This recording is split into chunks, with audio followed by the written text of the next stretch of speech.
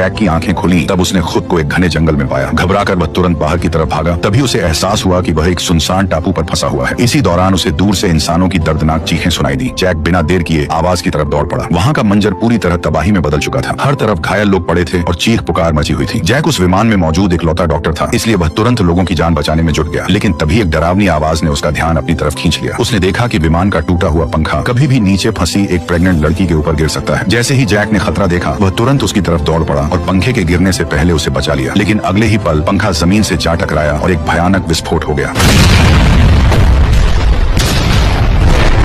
अपनी चोट की परवाह किए बिना जैक तुरंत लोगों की जान बचाने में जुट गया। लेकिन कुछ देर पहले हुए भयानक धमाके ने ज्यादातर घायलों को लाशों में बदल दिया था। कुछ देर बाद जैक अकेले जंगल के अंदर चला गया और अपने जख्म खुद सिलने की कोशिश करने लगा। लेकिन चोट उसकी बाजू के ऐसे हिस्से में थी जहां तक उसका हाथ पहुंच ही नहीं पा रहा था। तभी वहां एक लड़की आई और जैक के मदद मांगते ही वह उसके टांके लगाने के लिए तैयार हो गई। लेकिन वो यह देखकर हैरान थी कि बिना बेहोश किए भी जैक को टांके लगने पर बिल्कुल दर्द महसूस नहीं हो रहा था। यहीं से दोनों की जान पहचान हो गई। रात होते ही जैक ने टूटे विमान का पिछला हिस्सा देखकर अंदाजा लगाया कि कॉकपिट शायद अभी भी सही सलामत है और अगर उन्हें वहां से सिग्नल ट्रांसमीटर मिल गया तो वे रेस्क्यू टीम से संपर्क कर सकते हैं। ये बात सुनते ही लड़की, जिसका नाम कैट था, उसे अचानक कुछ याद आया। उसने बताया कि दिन में उसने घाटी की तरफ धुआं उठते देखा था, जो शायद कॉकपिट के गिरने की जगह होगी। इसलिए उसने तुरंत जैक के साथ वहां चलने को कहा। ये सुनकर जैक को उम्मीद की एक किरण नजर आने लगी। लेकिन तभी अचानक दूर जंगल से अचानक एक खतरनाक दहाड़ सुनाई दी।